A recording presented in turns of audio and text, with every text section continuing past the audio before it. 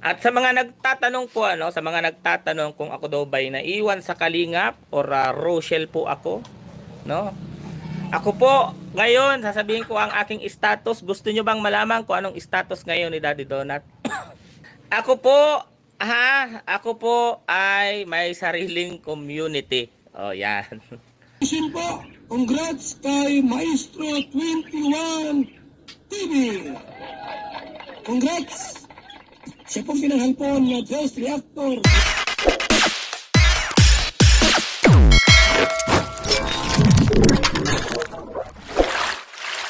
Okay, mga kalingap, isang mapagpalang umaga, tanghali, gabi po sa inyo lahat. Sana po ang lahat ay nasa mabuting kalagayan at ligtas po sa anumang kapahamakan saan man po kayo dako ng mundo naroroon. Ako po muli ang inyong lingkod, the Maestro 21 TV, at sa ating video ngayong araw na ito, tayo ay magbibigay na muli ng isang panibagong reaction po. Okay, at ito po ay tungkol po sa naging pahayag po ni Daddy Donut sa kanya pong live stream kamakailan po na sinasabi po niya ay magkakaroon o gagawa daw po siya ng sarili po niyang community upang sa ganon ang kanyang rules sa kanyang channel ang tanging kanya lang pong susundin, okay?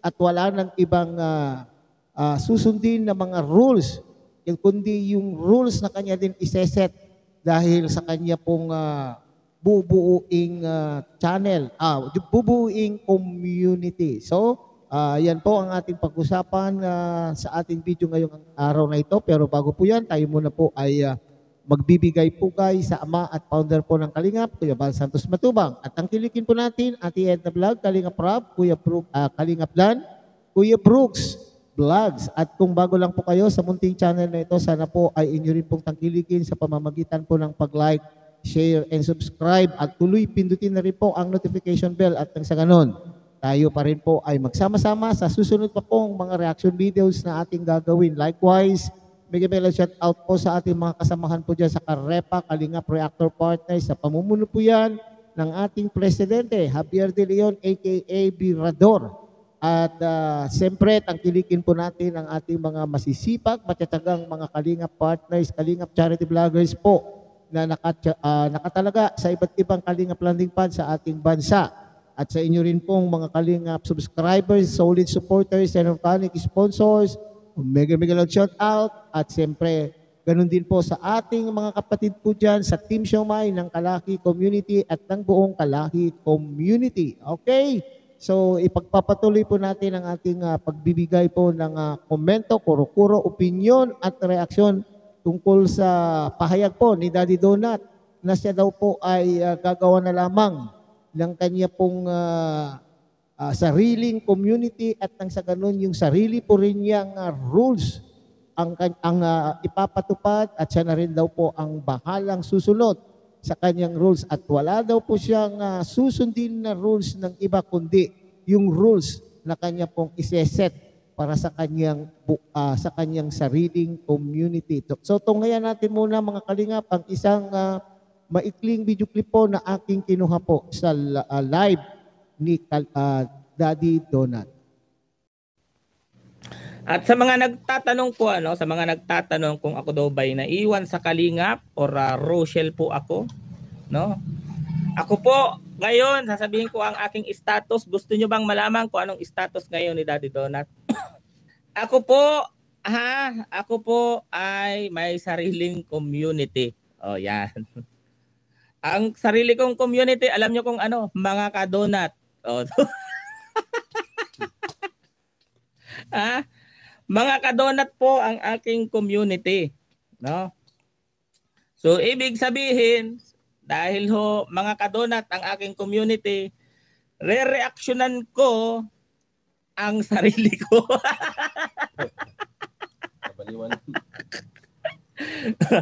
Re-reactionan ko ang sarili ko at walang makakapigil sa akin.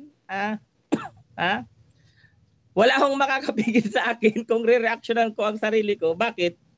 Sige, naiwan po si Daddy D sa Kalinga pero pwede i-content si Ining Langga. Pwede ko pong i-content ang Rochelle. Sino po bang nagsabing bawal kong i-content ang Rochelle? Pwede kong i-content ang Rochelle. Channel ko ito. Oh.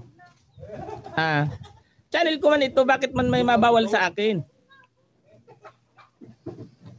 Kayo naman, wag ko kayo mag-alala kay Daddy Donut. Channel ko ito, ba't man may magbabawal sa akin? Wala akong rules sa channel ko. Sana all ng reactor ganyan reaction na lang sarili. Ako, hindi ako makikialam sa kung ano-anong mga palakad.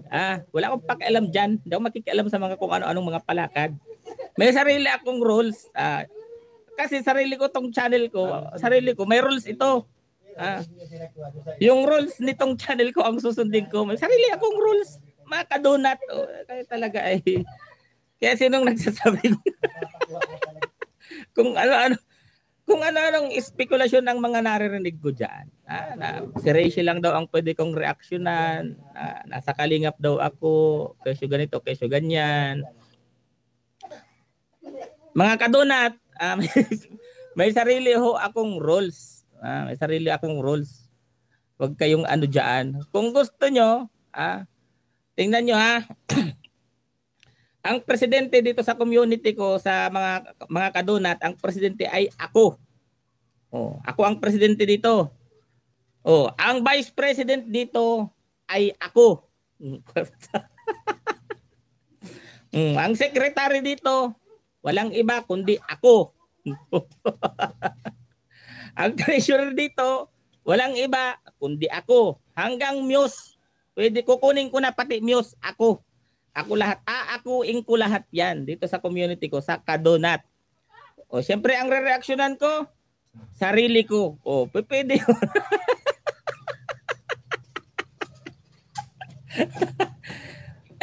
Ewan ko si Pading Rene, kung si Pading Rene makikiusap sa akin, kung si Pading Rene makikiusap sa akin, makikireaksyon din siya sa akin, ay siguro Pading Rene, kung makikireaksyon ka sa akin, magbayad ka. 10% ng kinikita mo sa iyong YouTube channel, ibabayad mo sa akin. Makikireaksyon ka sa akin, may sarili akong community. Tita Carmen, tawag-tawa ka dyan. 10% po kung gusto ni Pading Rene. Alam ba, si Pading Raysan Vlog, gustong makireaksyon sa akin, re-reaksyonan niya ako, 10%. Siyempre, nagsisimula pa lang ako. Ano sabi mo? Ma-reaction ka na lang din sa sadiri mo. Ay, magre-reaction na lang din daw siya sa sarili niya. Ayaw niyang magbigay ng 10%. Kasi nag-uumpisa pa lang ako. May sarili man akong community.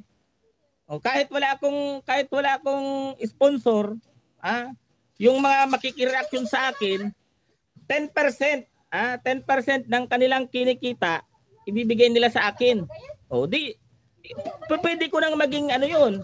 Yun na yung magiging budget ko para sa mga pagtulong ko. Okay, mga kalingap So, yan ang sinasabi po ni Daddy Donut. Okay?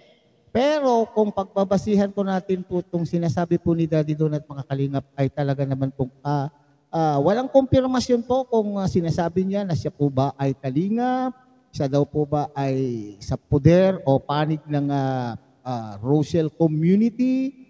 At itong mga sinasabi po niya dito, mga kalingap, ay wag naman po ninyo na naman pong seryosohin, okay? Sapagkat parang yung sinasabi lang niya po dito po ay pampagood vibes lamang, okay?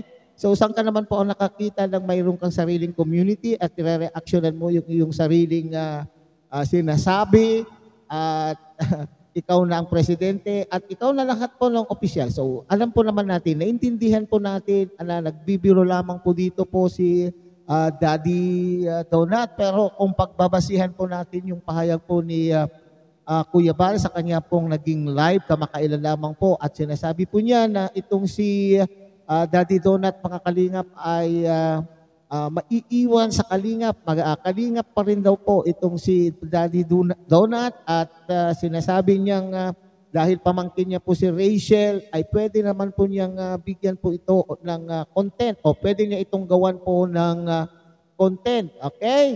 So kaya ito yung sinasabi po ni Daddy Donut, mga kalingap, na wag daw po kayong mag-aalala sa kanya. Okay?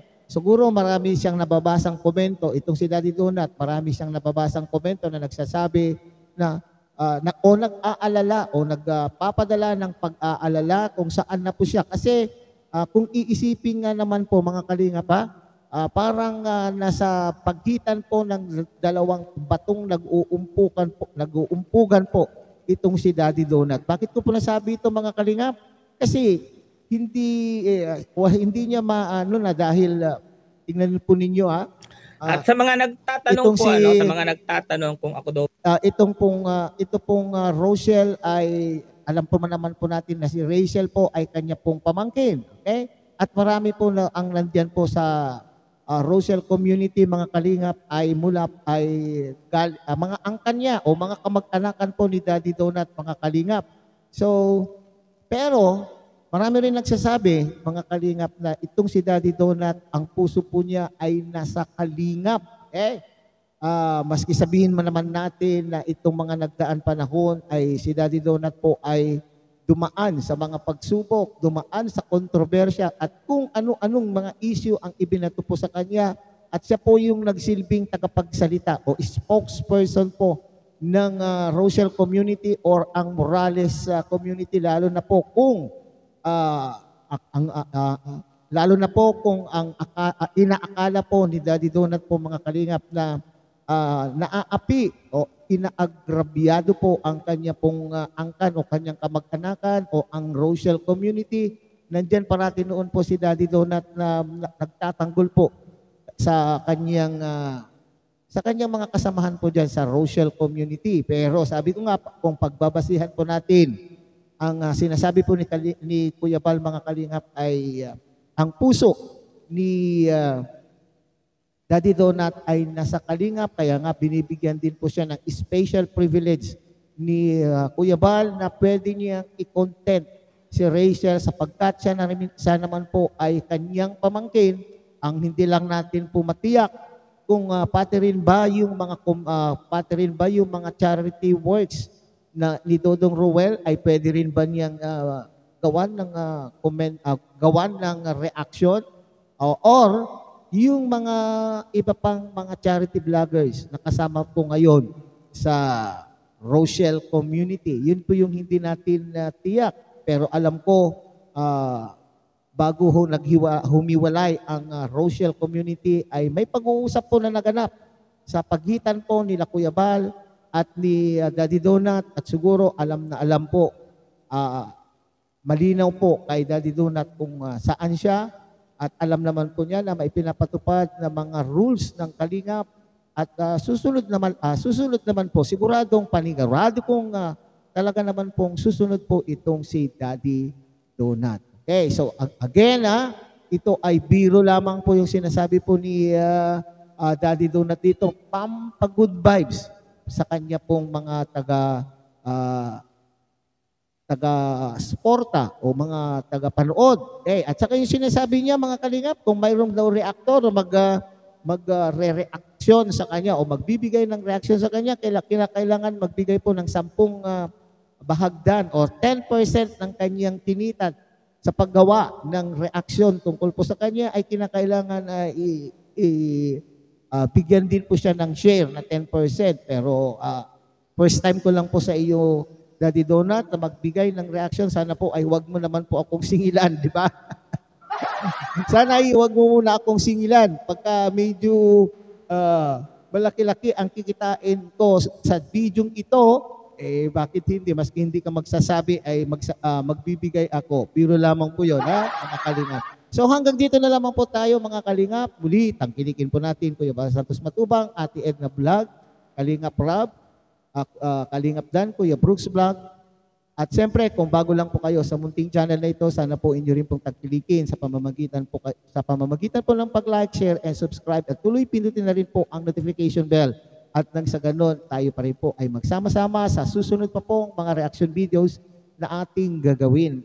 Muli, isang mapagpalang umaga, tanghali, gabi po sa inyo lahat. Mabuhay po kayo at God bless everyone.